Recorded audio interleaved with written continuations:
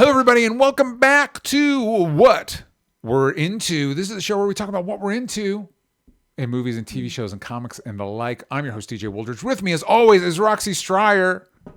Watching a lot of stuff, DJ. Oh, Roxy, she's a watcher. You got to watch. Who's watching The Watcher? But here's the big thing about me. I'm a watcher. She's a watcher. I'm a watcher. And here's the big thing we're talking about today, gang, is we're going to be talking about Gladiator II. That's coming out down the pipe. Roxy and I got to see it early, and we're going to let you know really early, and we're going to let you know our spoiler-free thoughts. So let's get to the headliner here. Gladiator II coming to theater near you sometime soon in the next couple weeks. This is, of course, directed by Ridley Scott. After his home is conquered by the tyrannical emperors who now lead Rome, Lucius is forced to enter the Colosseum and must look to his past to find strength to return the glory of Rome to its people. Roxy and I were talking before the show. We both went with friends, and we asked each other what our friends thought, but we don't know what we think of Gladiator II. We're going to keep this spoiler-free because it's not out for a minute. So we're just going to give our spoiler-free thoughts on this movie starring Paul Mescal, who I don't think I've seen in a movie before. So this is the biggest icon crush of Gen Z. Yeah. People love Paul Mescal. I get it.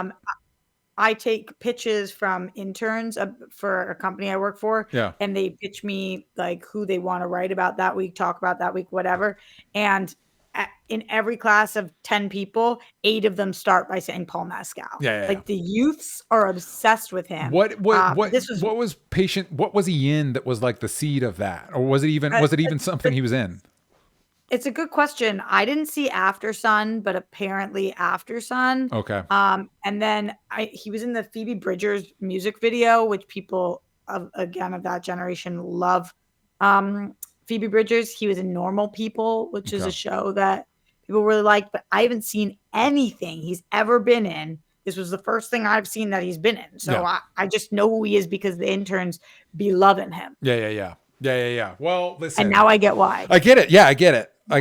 And though that's my positive. That is one of 2 positive thoughts I have about Gladiator II. But Roxy, what did you think? First off, actually, what are your feelings on Gladiator 1? I like Gladiator. Yeah.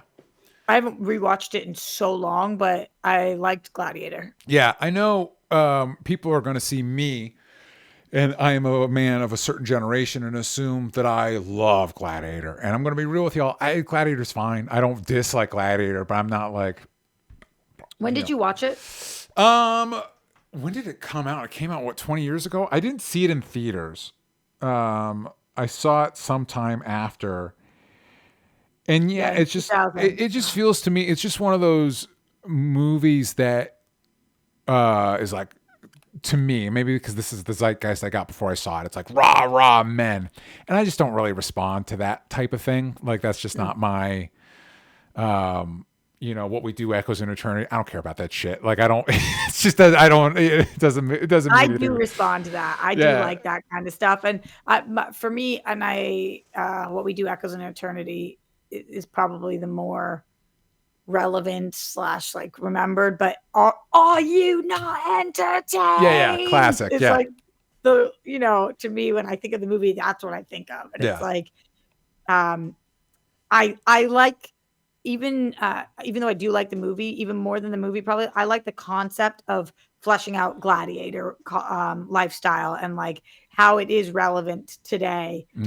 Watching people for your entertainment who are suffering is just, it's relevant. So it's interesting to go back, and especially now to revisit. But yes, I liked Gladiator. It's not my top 50 movies of all time. Yeah. Like it is for a lot of people, but I liked it. Which I don't dislike it. I just, I'm not. That sounds like you thought it was fine, and I liked it. You thought it was fine. That's fine. It's good. It's good. Listen, Ridley Scott, and going into this, because the past few Ridley Scott movies, I like Duel and I like Napoleon, and so I was like, you know what? I didn't see either of those. They're fine. I think Duel is good. I think Napoleon's pretty good.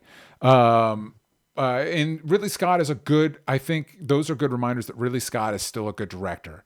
This, I think, is less a reminder of that. And I don't know what happened. I don't know whether there's maybe some editing choices. But okay, so you did not like Gladiator 2. I did not like Gladiator 2. This felt like, what if we Marvelized Gladiator into a franchise like Marvel, and it doesn't work, I don't think, in my opinion. What did you think?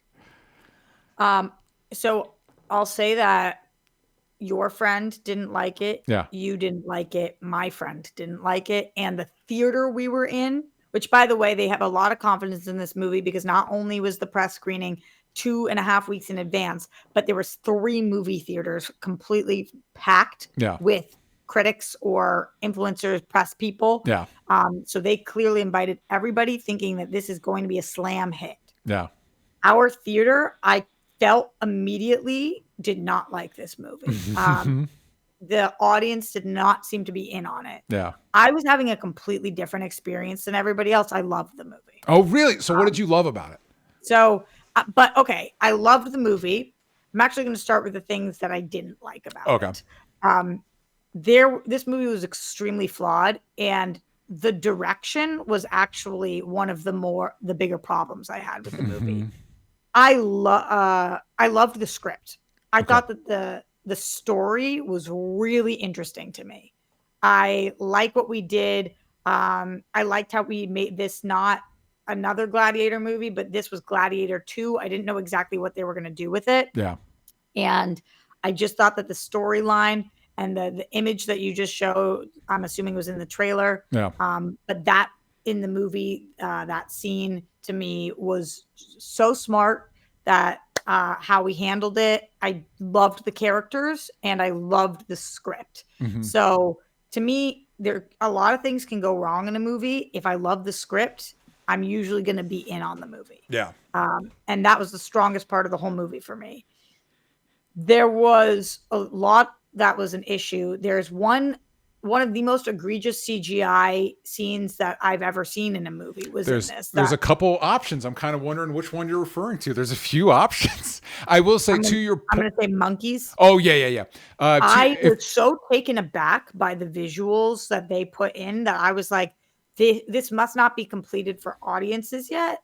This must be still working on this over a couple weeks, which isn't true. But I was like, wait, why did you guys do it like that? Why'd you do that? One of the main pitches for Gladiator 2 felt like, hey, it is easier to do CG animals now. It's easier to do that. And they're like, you know what? It is easier to do that. Like every Gladiator fight is like, here's a CG animal. And it's like, hey, is this why people like the Gladiator franchise? Gladiator? The CG animals were really off-putting to me. Yeah. Really off-putting. Pulled me out. There was also, I don't know how to phrase this without like, I think Denzel was miscast. Okay, so this is how to me, Denzel was the other part of the movie I liked. I was like, I like Denzel. I like what Denzel's doing. I actually really liked what Denzel was doing as well. He just was in a completely different movie than our other leads. So it felt like either everyone else was miscast or he was miscast. Yeah. Because like there's one moment where Denzel puts his tongue out. Yeah. And I was like, where am I? Yeah. And where are we? Denzel is such a phenomenal actor that I'm enamored with him when he's on screen. Yeah. So it's hard to say that he's miscast in anything because he's never not the best actor in the room. Yeah. He just was in a completely different room and it was jarring to me at times. But clearly not jarring enough that I didn't love him and I really loved the movie. I loved the movie. Yeah. I am bummed because I think that the critics are going to slam this and I had so much fun. I was so engaged. Without spoilers, as a lover of love, shipper of ships, I was slightly disappointed. Yeah. With some of the choices. Yeah. But the action, the fights, the messaging, people are not for entertainment. It's not our purpose. It's not our existence. Yeah. Yeah, I was, and and visually a lot of it does look really, really cool. Of course, you would expect that. It's a high budget Gladiator II Ridley Scott movie. If this looked like crap throughout, then that would be egregious. Yeah. Yeah. It's just, All right, it's, DJ, hit me. yeah. I think the tough thing is how we're trying to turn everything into, a production line franchise. Like, obviously there's callbacks to specific lines. There's a pretty, and it's been out there because I had to double check. They make they make a reveal that is a pretty massive retcon of the first movie. And it's out there, so I don't know that it's spoilers, but for but out of an abundance of caution, I'm not going to say it. But there's a bit that really recontextualizes the events of the first Gladiator movie in a way that I don't know is beneficial. I wonder what you're talking about right Well, now. we can talk about it off the air, Okay. but and then they do the thing that we Does it have to do with family? yeah, it does. Okay. Yeah, and we do the thing that we love to do in movies now. We're like, hey, you remember these props from the first movie? Do you remember them? Look at these props. Are these props like epic and cool? And it's like, fucking cut it out. Like, just, it's not like, there's a big scene where like Paul Mescal's character picks up like Maximus's sword. It's like, that was a sword. That sword doesn't even have a story. It's just a sword he had in the thing. Like, it doesn't matter. And to me, this movie is an example of a lot of, I think, what Hollywood is struggling with right now, which is, at least in me, this franchise fatigue, and like everything needs to be, they're already talking about like a Gladiator 3, and it's like, why? What did Gladiator need to be a franchise, or could it just have been a movie? I'll tell you, the Gladiator 2 I wanted, and we talked about this when the trailer came out, is Russell Crowe wanted, even though he dies, and spoilers, in Gladiator, it was a huge hit for him, and he wanted Gladiator 2. So he commissioned Nick Cave, Australian singer-songwriter from Nick Cave and the Bad Seeds, who also wrote one of my favorite Westerns, The Proposition, to write a Gladiator 2 with Maximus in it. And it's more complicated than this, but it's basically Maximus fighting his way out of hell. And he ends up having to fight through every war through history, including like World War II, modern wars. And it's like, yeah, do that. Do that instead of this. And instead of this like overly reverent, we're going to do the same thing, but worse thing. Do get weird with it, man. Go for it. I don't feel the way that you feel about that. Yeah, I get it. But the good things, I think I get Paul Mescal's appeal. I wish he was in a better crap, movie. He was so good. He's really good. Though. Star power. He's got his it. voice. Yeah. His voice is incredible. Yeah, he's got it. He really had me like, oh, I get why the kids be loving him. And for me, Denzel, dude, everything Denzel was doing, I was here for. I think it felt like the movie didn't know what they were doing with Denzel until like the last 30 minutes of like, oh, here's what we're doing with this character. It's like, oh, could you have set that up? Could you have clued me in earlier that that's what we were doing? I felt totally clued in with his character. But I like it. I think to me, I think that's an example. I think the movie has too many things going on. It's trying to do too many things, and if it had narrowed its focus more, and maybe tried to tie itself a little bit less back to the original Gladiator, which is going to sound weird to people, but I think that would have been better. But those are my thoughts. Do you think this is going to bomb? Yes. Yes, because I don't know box office or critically or what? Both, because I think Hollywood's all in on this franchise stuff and trying to make everything a franchise, and I think they're overestimating audiences' interest in like, are people really going to show up for Gladiator 2 20 plus years later? Like, really? Did you hate this movie, or you thought it was okay, or where are you at? I thought it was pretty bad. It's not the worst movie I've. Some of these movies get a little bit of a pass from me, and that it's not poorly put together, although there's editing decisions that seem kind of baffling to me. What about, so you liked it? What do you think? Do you think it's gonna, like, maybe critics wise not do so well, but like box office people are gonna show up for it? How do you think it's gonna do? I do kind of think that's possible because it is coming out like this. I could see a lot of people going around Thanksgiving time to this movie. Yeah. What is the competition for this? Wicked? Does Wicked come out the same weekend as this? I think they're both Thanksgiving releases, aren't they? Yeah. I think you're right. Because I think Wicked's coming out. I think you're right. Wait a second. Well, and it Gladiator clearly, 2 is November 22nd. yeah, and so is Wicked. Okay, but and of course this is clearly like a case of counter programming. They're going to be reductive. They're going to assume the lady's going to Wicked and the dude's going to Gladiator. Is probably the assumption. So I do think that Wicked is going to annihilate. I think it's going to be amazing. Yeah.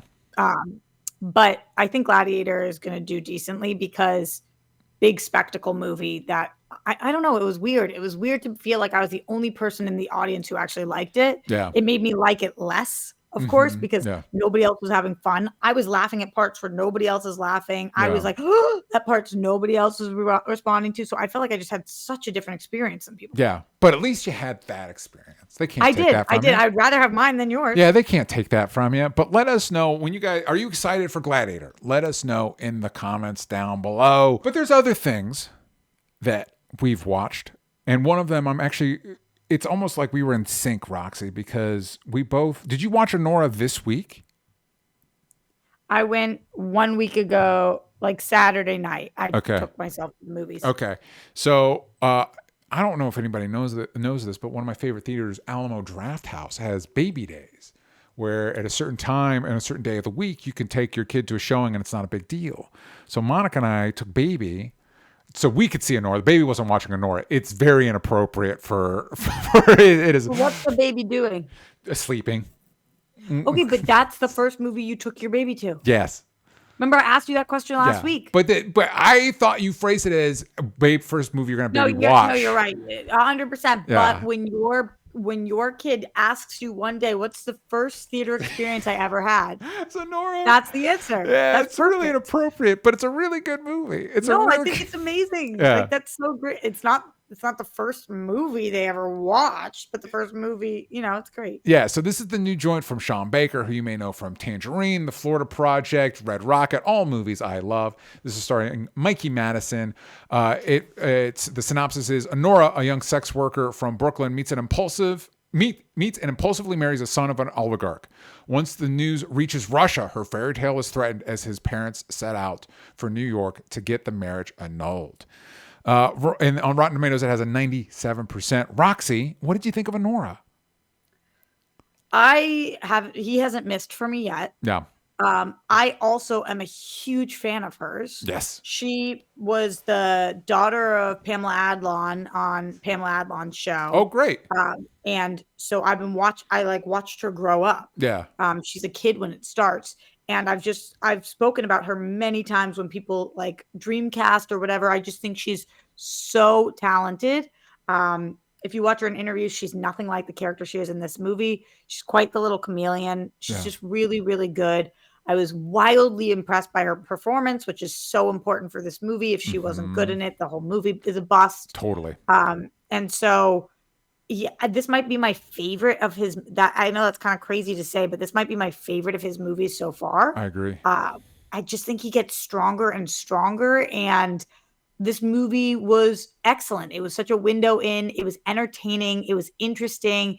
It was slightly unpredictable, even though you kind of could predict to be nervous about it. It had such an aesthetic vibe that was really cool and made sense for this. I don't know the name of the actor that played her. I don't want to give it away, but the young man. Yeah, the Paramore. I'm going to probably mispronounce this. The character's Ivan. The actor's Mark Eidelstein. He cracked me up. Yes. I was like, whoever this is, I got to go watch other stuff of his. Yes. Because is this him? Is this how? Is this what? Like, it so perfectly cast. An excellent script, execution phenomenal. Understand why this has a 97%. Can't imagine the kind of person who goes and sees this and thinks that this is rotten. Yeah, totally. I agree with everything you just said. I really like Sean Baker's films. I just like the perspective he attacks them with. I think my first exposure to Mikey Madison was she's the Manson family member that's flamethrowered at the end of Once Upon a Time in Hollywood. Yes, she is. Also great in that. And I want to say, wasn't she in one of them Screams? Wasn't she the... Yes, she is. Yeah. Yes, she wasn't is. She, spoilers, wasn't she the ghost face in one of them Screams? Yes. Really talented. Very good. and I'm a sucker for these types of movies where this is gonna sound mean, but it's like you're just following some of these weirdos and their little corner of reality. Like we're just in. Annie's not really weirdo, but she's surrounded by them. Like she is surrounded by them. It reminded me a lot of a less relentlessly anxious Uncut Gems, where it's like, you're just you're in like not necessarily the worst week of this woman's life, but this is the big story of this girl's life. She's gonna be telling the story for the rest of her fucking life. Like this is this moment, and it's, I don't know. I did have to spend some time thinking about the ending, literally the very ending, because I think it's the closest, depending on how you read it, it's the closest Sean Baker has come to like, normally these films feel very hands off. Like, hey, I don't have a judgment about these people's lives. They're just living their lives. Here's their lives. And I felt the most like having like, hey, here's an opinion maybe about this situation. But I don't know that you need to read it that way. I don't know. But I do think it's a good ending. I just think it takes a little bit of unpacking, which I think is ultimately a positive thing, to think about how it reflects the rest of the movie. I don't want to spoil it. It's weird that like, I don't want to spoil this movie. That's not what this type of movie is. It's not a spoiler movie. I think it's interesting. When I watched it with a girlfriend of mine, Yeah. we finished the movie. We walked out, and she said to me immediately, "You have to explain that ending to me." Yeah. And I don't know. I think there's going to be some people who have to really sit and think about it. To me, I like immediately felt it in my bones. Yeah. And it just was such a powerful ending to me that speaks to like how people express themselves and fill holes in their heart with certain vices, and you lean on the things that are your strengths. Yeah. And your weaknesses become even more apparent. And then you're not capable of dealing with all situations. Yeah. And so you go back to the things that you know you're good at. Yeah. That's my way of not spoiling things. Yeah. But Yeah. you know what I'm speaking about. And I thought it was so realistic that is how that would end. Yeah. That's what I really do like about his movies, is that a lot of times we're kind of living in a heightened reality that is very separate from our own. It's not necessarily a relatable reality to us. Yeah. But it does feel so authentic and raw, and as opposed to a reality where it's like he just really wanted to make a spectacle of this. Yeah. And judge the story. I think it's just like, what would happen here? Yeah, and I like the way the situation spirals out of control in a very believable way. I think this is an interesting filmmaking instinct as well, where you take something that would be an anecdote in another movie and really spend time with it. To realize, like, there's an amazing shot. Okay, so I think I could do this without really like spoiling the movie. But there's Ani's a stripper. Technically, that's her. Technically her job. It's more complicated than that, but that's technically her job. And there's a moment where a fight breaks out in the strip club. And normally, like if you're watching a John Wick, like this would be a minor. This wouldn't even register in the middle of like if you're talking like a lot of the blockbusters we talk about, this wouldn't even register. But in a more realistic world, like this takes place, this is the craziest night of all these people's lives. And there's this amazing shot where the camera pans down all these strippers giving lap dances. They hear a fight's going on and they get up and they go. And it's like, yeah, this is in movie world, this isn't a big deal. But in the reality of this movie, in what is something tangentially related to our reality, this would be, if a huge fight broke out at your work, it'd be a big deal. You know what I mean? Of course. Yeah. And so it captures that what would be small stakes in another movie, because it's so personal, you feel how big it is. And I loved Ani's rival with her other stripper because it really adds stakes to what she's going after. It really it makes it without telling you, it does a good job of like, this is representative of why this matters to her so much. And I also love her friendship with the other stripper because Yeah. it showed like I really appreciated that they didn't just show like all strippers are competitive and hate each other. Yeah. But of course, it's a place of work, so we Mm-hmm. have people we're friends with and we have people that piss us off. Yep. And I just think that yeah, he nailed it. I'd be really curious to see what kind of research he did before making this movie. I want to know. That's a good point. I really like to know because he does such a good job seemingly finding his way into these, you look at something like Tangerine or Florida Project, making you as an audience member feel like you're really a part of this world. And I wonder what the process is of articulating that. And of course he uses a lot of non-actors, although I recognized the actor that plays Taurus was also in Tangerine. And then I found out he's also been in Red Rocket and Florida Project. I'm like, where was he in Red Rocket? I don't remember him being in Red Rocket. And I just watched that recently. It's good, dude. Like Mike Joyce said, I loved Red Rocket. I'm really looking forward to this one. Yeah, I'm with Roxy. I love all his movies. This might be my favorite of his. They're good. This is just good. Movie's good. It also might just be recency bias though, because like True. Florida Project was so good. Yeah. That movie was, but Anora right now definitely is making my top 5 of the year. Oh, easily. As of this moment, Yeah. it does. So it's like, and I don't think any of his other, so for me, I think this is the best. I just like was enamored. Yeah. I paid for this movie. I don't often go to on a weekend night. Yeah. My friend and I went. The theater was so full that we couldn't sit together. Wow. She sat complete opposite side. There was not one empty seat in the house. Good for them. And I was like by myself sitting there, just like, and afterwards I realized that I looked at my candy and I was like, I didn't finish my candy. Yeah. I always finish my candy. I was just watching. Yeah. Like, whoa. Yeah. Great movie.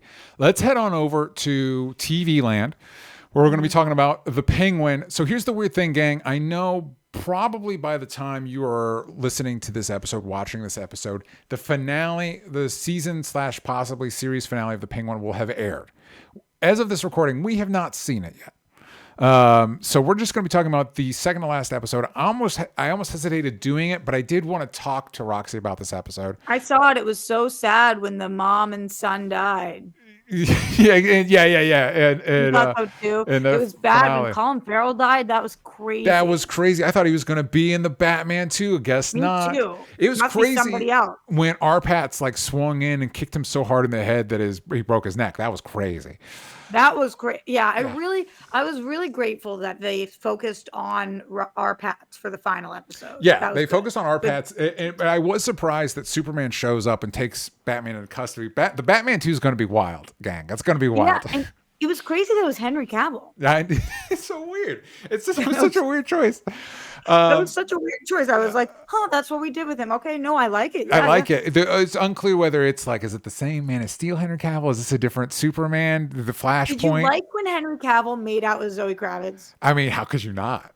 How could you not? How could you not? How could you not? What an amazing pitch. But sorry, gang, we're getting spoilers for the Penguin finale. The episode we're going to be talking about is episode 7, Top Hat. The synopsis is Oz fights to preserve his family and his enterprise while Sophia makes a shocking discovery. And this is the episode where we get the back. We've been talking all season about how Oz lost his brothers. And, Rox, I like that this show is really committed to like, you know what? The Penguin isn't sympathetic, actually. He sucks. He sucks. Completely. When you watch this, I've talked about this on this show, but when you watch them speaking afterwards about it, I want to now, after our episode, call it the post credits, but it's the after show or whatever. Afterwards. Yeah. If you watch those, the whole season, you've known that they have said that Sophia is the hero of the show. Yeah. Penguin is not the hero of this show. Yeah. Penguin is a mofo. Yeah. Penguin, if you think that there is a world in which Penguin is not willing to betray absolutely everybody. Yes. Yeah. There's, and even possibly his mother, but maybe everybody that is not his mother, fine. Mm-hmm. He is, and they're showing us this wasn't created. Yeah. This is just who he is. This is who he is at his core. This episode really hit home for me, my own biases. Because as I've been sitting here like, well, it is hard when your siblings died when they were young and, your dad, it's just really, this is hard. I disagree. The people after the fact said he is not a murderer. They said he did not murder his siblings. He just let them die. I disagree. I think he murdered them. Well, I did watch the after thing, and they talked about how like the initial decision to lock them in isn't necessarily the worst part. The worst part is that him clearly deciding the rain come. Yeah, to not do anything about it, and it's like that. It's fucking, and it's just because he wants his mom to himself. What a fucking prick. What a prick. Yeah, man. So do you think that no one on the planet knows that? Yes. As far as the information the show has given us, yeah, nobody would know but him that he killed his brothers. How do you think that, like, do you think he helped them get found, or like, what do you think? I think there's a chance the brothers never got found. I'm trying to remember. Do we know that the brothers got found? I don't know. Wow, that's brutal. That's brutal. Maybe they had to have been found. Otherwise, like, I can't see, Francis his mom has her own issues. I can't see a mom recovering, not having even found that they just went away one day. The end.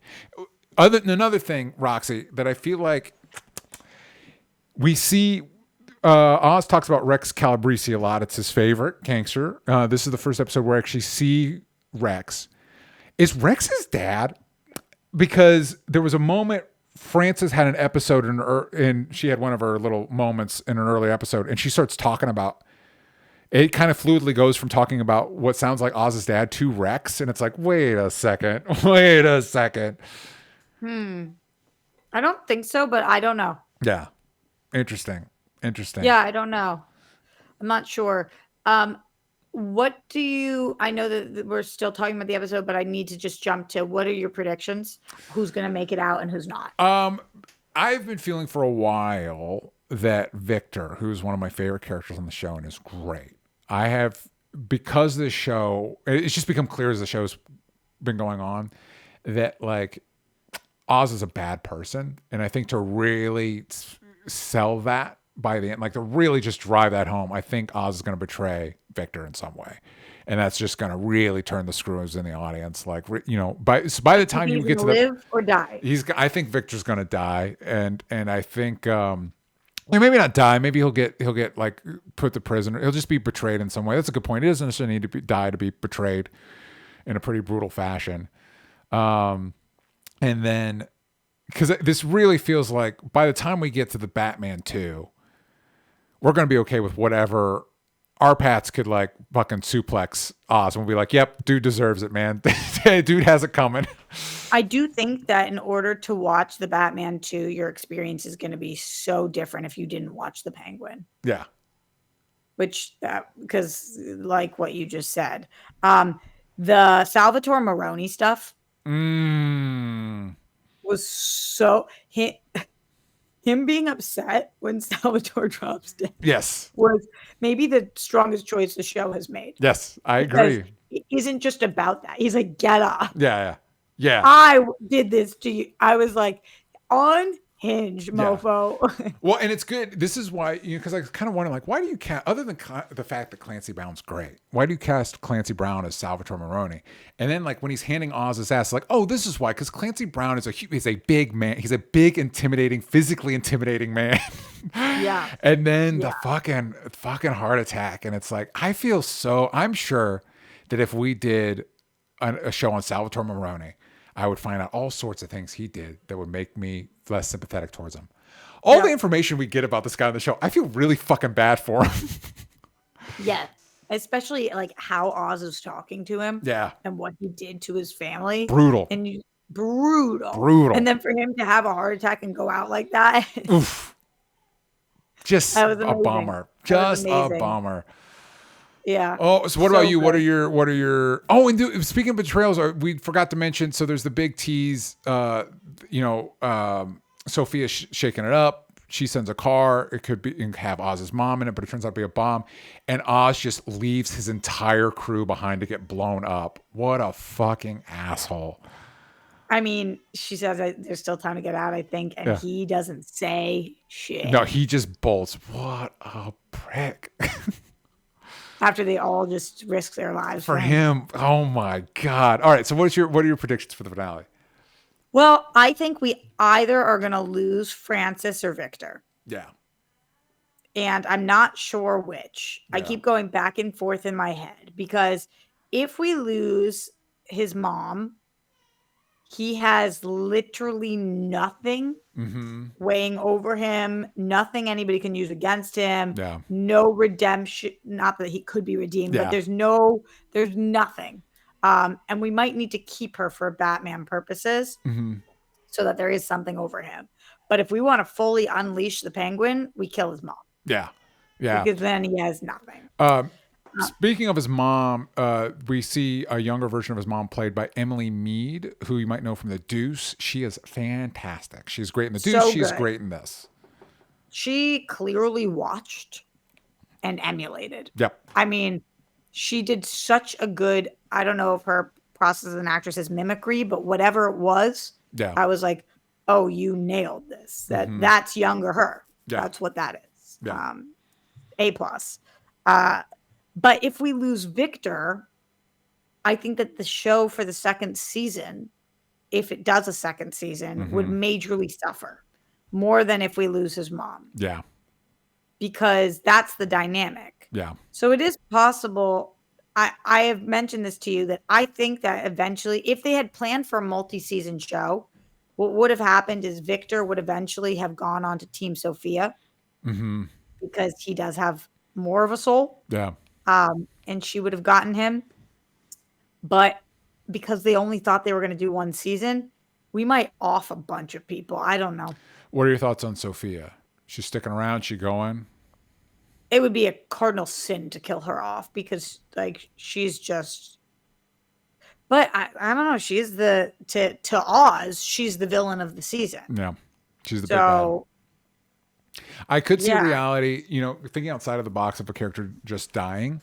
I could see reality where she goes back to Arkham, or in the comics. I pitched that to you last week. I know. Yeah. But in the comics, she also gets, she ends up like, it's more complicated than this, but I don't want to spoil the comics. And anybody that hasn't read Long Halloween or Dark Victory, she ends up getting like paralyzed. She ends up getting, she survives, but she has like a debilitating injury.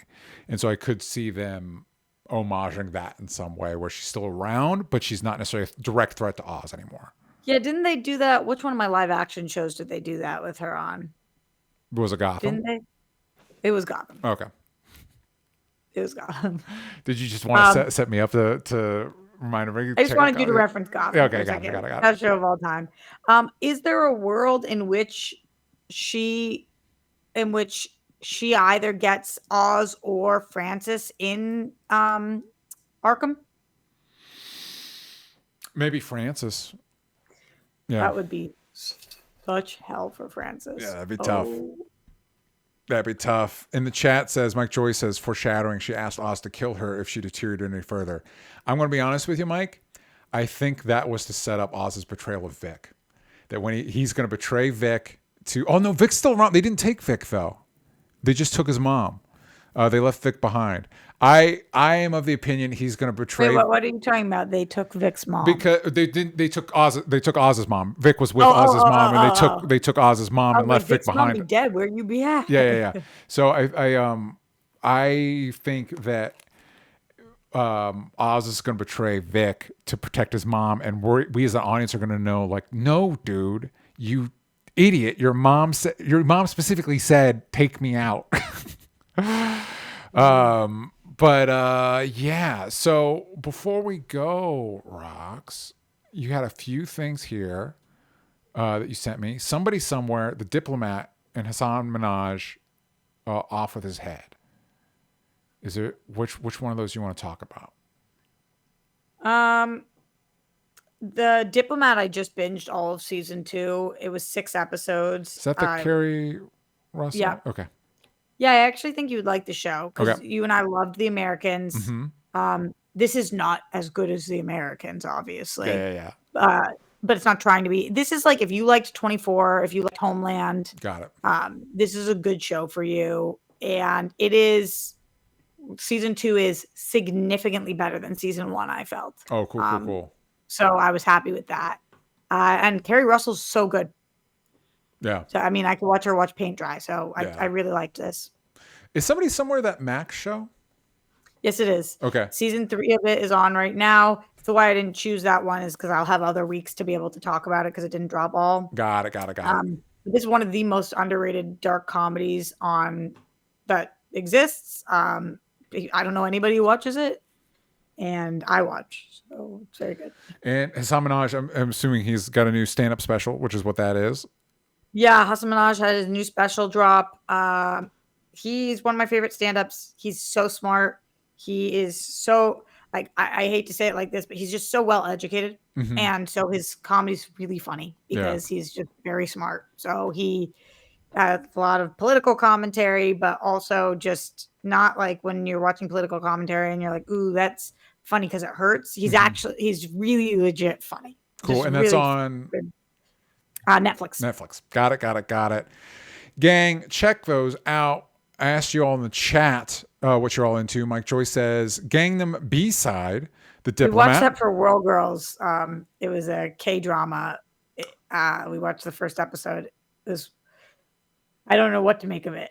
I had Wendy Lee Zaney on the show, and I was talking about the whole K-pop scene, and they've got like schools, like K-pop schools. I'm like, how's there not an anime about that? Like, what do we? Yeah, the K-pop schools are crazy. Yeah.